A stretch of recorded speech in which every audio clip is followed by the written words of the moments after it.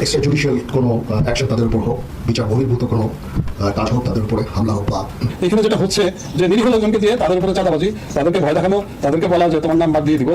আলোচনার বাইরে থাকা সেনাপ্রধান হঠাৎ করে আজকে আবার আলোচনায় চলে এসেছেন। গত সারাদিন সেনাপ্রধানের একটি ভিডিও নিয়ে নানা রকমের চর্চা হয়েছে। সেনাপ্রধান কি রাশিয়া সফর করে অনেক বেশি শক্তি সঞ্চয় করে এসেছেন? কি ইঙ্গিত সেনাপ্রধান দিতে চাইলেন? বাংলাদেশ আওয়ামী লীগ শেখ হাসিনার বৈধতা যে প্রসঙ্গ রয়েছে, সেই প্রসঙ্গ নিয়ে কিন্তু আন্তর্জাতিক যে আদালত রয়েছে, সেই আদালতে কিন্তু একটি আর্জি দাখিল করেছে। প্রকৃতপক্ষে মনে হচ্ছে যে বাংলাদেশ আওয়ামী লীগ অদূর ভবিষ্যতে বাংলাদেশের ক্ষমতায় পুনরায় আবার ফিরে আসবে। আওয়ামী লীগ ফিরে আসার জন্য মাস্টার প্ল্যান করছে। আওয়ামী লীগ ঢাকা দখল যেদিন করবে সেদিন বুঝতে পারবা আওয়ামী লীগ কি জিনিস। তরুণ প্রজন্মের যারা তোমাদের দোসর আছে তারাও বুঝতে পারবে, আর তোমরাও পালানোর পথ পাবা না। দিন শেষে ভারতের এই অভিযান বা আক্রমণ কিন্তু ঠেকানো গেল না। ভারত ক্ষেপণাস্ত্রের কথা বলে এটা যেটা করছে, এটা ভারতের একটা পুরান খেলা, যেটা বাংলাদেশ এটা শিকার হয়েছিল। পিনাকিকে লাথি মেরে ফ্রান্স থেকে বের করে দেওয়া হবে এবং পিনাকির যে জঙ্গি তৎপরতা এবং পিনাকি যে দেশের বাইরে অর্থাৎ ফ্রান্সে বসে বাংলাদেশে ধানমন্ডি 32-এর মতো ঐতিহাসিক জায়গা ঘুরিয়ে দিয়েছে এবং তাদেরকে লাথি মেরে ইউএস থেকে এবং ফ্রান্স থেকে বের করে দেওয়া হবে। কাশ্মীরের এই ভয়ঙ্কর ঘটনায় ভারত কেন বাংলাদেশকে টার্গেট করছে?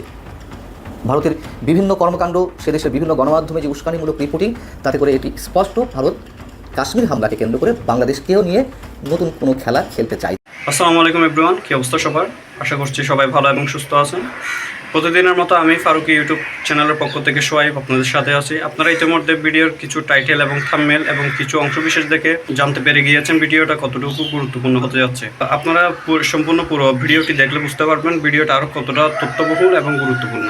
সো আশা করবো এক মুহূর্ত না টেলে সম্পূর্ণ পুরো ভিডিওটি আপনারা দেখবেন। সম্পূর্ণ ভিডিওটি শুরু করার আগে আপনাদের কাছে একটা অনুরোধ জানিয়ে রাখতে চাই, যারা আমাদের এই ইউটিউব চ্যানেলে এখনও নতুন তারা অবশ্যই সাবস্ক্রাইব করে একটা লাইক দিয়ে পাশে থাকবেন। সো চলুন শুরু করি, লেটস বিগিন। পিনাকি এবং ইলিয়াসের ষড়যন্ত্রে আবারও পা দিচ্ছেন। আপনাদেরকে কতভাবে বোঝাইতে হবে ভাই? একটা কথা বলি শুনেন, ইউরোপীয় ইউনিয়ন কিন্তু বাংলাদেশকে নিরাপদ হিসেবে ঘোষণা করেছে এবং এর ফলে পিনাকি যে ইউরোপে অবস্থান করছে, ফ্রান্সে অবস্থান করছে, ফ্রান্সে পিনাকি কিন্তু এখনো ফ্রান্সের সিটিজেনশিপ পায় নাই, ফ্রান্সের নাগরিকত্ব পায় নাই। সেই ক্ষেত্রে সে অ্যাসাইলামে রয়েছে, রাজনৈতিক আশ্রয়। এখন যদি বাংলাদেশ যদি সুরক্ষিত হয় কিংবা বাংলাদেশ যদি পিনাকির বসবাসের জন্য যোগ্য হয়, যেহেতু পিনাকি আওয়ামী লীগ সরকারের বিরুদ্ধে কথা বলেছে, আওয়ামী লীগ সরকারের সময় তার মামলা ছিল এবং আওয়ামী লীগ তার শত্রু ছিল, এটাই সে প্রদর্শন করে মূলত বা কাগজপত্র ফ্রান্সে দাখিল করে সেই জায়গা থেকে সে অ্যাসাইলামের একটা সুযোগ পাইছে এবং সেখানে সে চাকরিও করে, শুনেছি তার ছেলে মেয়ে সবাই থাকে। এখন যদি বাংলাদেশ নিরাপদ স্থান হয়, সুরক্ষিত স্থান হয় ইউরোপিয়ানদের জন্য, সেক্ষেত্রে পিনাকিকে লাথি মেরে ফ্রান্স থেকে বের করে দেওয়া হবে এবং পিনাকির যে জঙ্গি তৎপরতা এবং পিনাকি যে দেশের বাইরে অর্থাৎ ফ্রান্সে বসে বাংলাদেশে ধানমন্ডি 32-এর মতো ঐতিহাসিক জায়গা ঘুরিয়ে দিয়েছে এবং ওইখান থেকে প্রতিনিয়ত জঙ্গি তৎপরতা চালিয়েছে, বাংলাদেশের জঙ্গি সন্ত্রাসী সংগঠনের সাথে আতাতের মাধ্যমে ভিডিও বানিয়ে বাংলাদেশকে মব উস্কে দিয়েছে, বাংলাদেশের বিভিন্ন ঐতিহাসিক নিদর্শন, মুক্তিযুদ্ধের স্থাপনা, মুক্তিযুদ্ধের প্রতিকৃতি, মুক্তিযুদ্ধের ইতিহাসকে ধ্বংস করার মিশনে পিনাকি সফল। পিনাকি এগুলো করেছে, এগুলো তো ভাই একদম পানির মতো স্বচ্ছ পরিষ্কার, এগুলো তো মিডিয়াতে রয়ে গেছে। তারা যদি এখন অস্বীকার করে সেটা তো অনলাইন থেকে মুছে ফেলতে পারবে না। তারা ভিডিও স্ট্যাটাস ডিলিট করে দিল, সেগুলো স্ক্রিনশট, ভিডিও রেকর্ড রয়ে গেছে।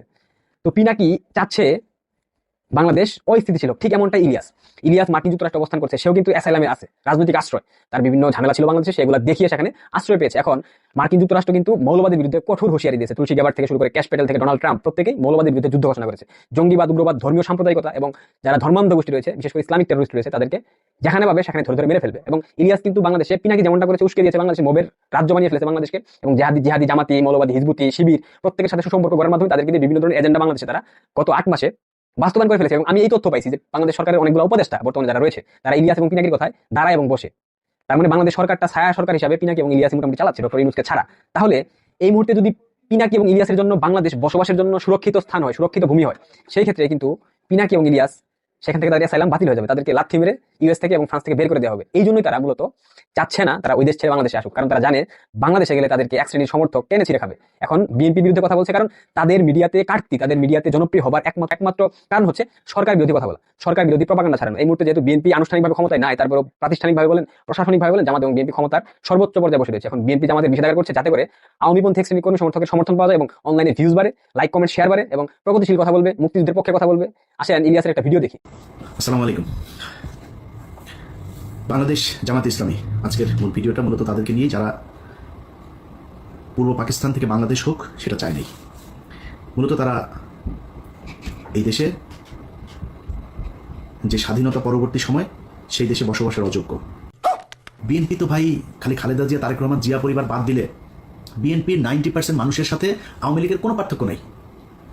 আপনি যদি নাকি এই ভারতের ইস্যুটার সামনে নিয়ে এসে যদি বলেন ভাই বিএনপির বহু মানুষ আছে এই যে সালাউদ্দিন দেখেন না, সালাউদ্দিন ইন্ডিয়াতে ধরে নিয়ে গিয়েছিল, আমরা জানি, ধরে নিয়ে যে তাকে গুম করেছিল, ওই গুম হয় নাই, ওই বাংলাদেশের মানুষের গুম করছিল। ইন্ডিয়াতে বসে আসে আমাদের সাথে ফোনে কথা বলে, আমার সাথে অনেকবার কথা হয়েছে, ইন্ডিয়াতে বসে থেকে কথা বলে আমার সাথে, অনেক ইনস্ট্রাকশন দিত, ভাই এরকম করে এরকম এই সেই। আমি খুব অবাক হইতাম যে ইন্ডিয়াতে বসে সে কথা বলে, তারে কিছু বলে না। তখন কিন্তু আমরা এটা নিয়ে আলোচনা করতাম যে সমস্যা, এরা আসলে ইন্ডিয়া নিয়ে গিয়েছে ভাব ধরানোর জন্য, সে আসলে রয়েরই লোক, ওইখানে নিয়ে তাকে ট্রেন আপ করা হচ্ছে বিএনপিকে, যাতে সে দেশে গিয়ে তারপরে সার্ভিসটা দিতে পারে। সেই সার্ভিস এখন এসালাম টেসালাম এদের সবাইকে বাঁচায় সালাউদ্দিন শেয়ার দিচ্ছেন। তো বিএনপিকে যদি আপনি তারেক রহমান, খালেদা অর্থাৎ জিয়া পরিবারের বাদ দেন, আমি জানি না ভাই কয়জন খুঁজে পাবেন সেখানে ইন্ডিয়ান লোক। মির্জা ফখরুল এই দলের দ্বিতীয় পার্সন, তার মতো লোক ভারতীয় এজেন্ট। এইভাবে জামাত এবং বিএনপির বিরুদ্ধে কথা বলবে শুধুমাত্র তাদের রাজনৈতিক আশ্রয়কে ইউরোপ এবং আমেরিকার মাটিতে সুরক্ষিত রাখার জন্য, এছাড়া কিছুই না। তারা কখনো দেশকে ভালোবাসেনি, তারা কখনো দেশকে ভালোবাসবে না, তারা কখনো চাইবে না বাংলাদেশে কোনো সরকার স্থিতিশীলভাবে বাংলাদেশকে পরিচালনা করুক। সেটা হোক জামাত, সেটা হোক বিএনপি, সেটা হোক আওয়ামী লীগ, সেটা হোক অন্য কোনো রাজনৈতিক সংগঠন। প্রত্যেকটা দল যারাই ক্ষমতায় আসবে এরাই তাদের এই বিষেধাজ্ঞা করবে। পিনাকি এবং ইলিয়াসের লক্ষ্য হচ্ছে বাংলাদেশ অস্থিতিশীল থাকবে, তারা দেশের বাইরে বসে বসে ভিডিও বানাবে, লাইক কমেন্ট শেয়ার ভিউ হবে, তাদের ডলার ইনকাম হবে এবং তাদের যে পলিটিক্যাল অ্যাসাইলাম, রাজনৈতিক আশ্রয়, সেটা পাকাভুক্ত হবে। এটাই মূলত পিনিক এবং ইলিয়াসের একমাত্র লক্ষ্য এবং উদ্দেশ্য। এখন সেনাপ্রধান অনেকদিন চুপচাপ ছিলেন, চুপচাপ থাকার পরে আজকে সারা দিন ব্যাপী সেনাপ্রধানের একটি ভিডিও ভাইরাল হয়েছে সামাজিক যোগাযোগ মাধ্যমে। গণমাধ্যমে এত বেশি চর্চা হয়নি সেনাপ্রধানকে নিয়ে, কিন্তু সামাজিক যোগাযোগ মাধ্যমে সেনাপ্রধানের বক্তব্য নিয়ে নানা রকমের আলোচনা চলছে। কিছু কিছু ক্ষেত্রে চটকদার আলোচনাও চলছে, পক্ষে বিপক্ষে নানা রকমের বিশ্লেষণ দেওয়ার চেষ্টা করছেন অনেকে। কিন্তু সেনাপ্রধান যে কথাগুলো বললেন সেগুলোও হয়তো ইতিমধ্যে অনেকে জেনে ফেলেছেন। সেই কথাগুলোর পেছনের রহস্য কি, পেছনের কারণগুলো কি? সেনাপ্রধান কি রাশিয়া সফর করে অনেক বেশি শক্তি সঞ্চয় করে এসেছেন?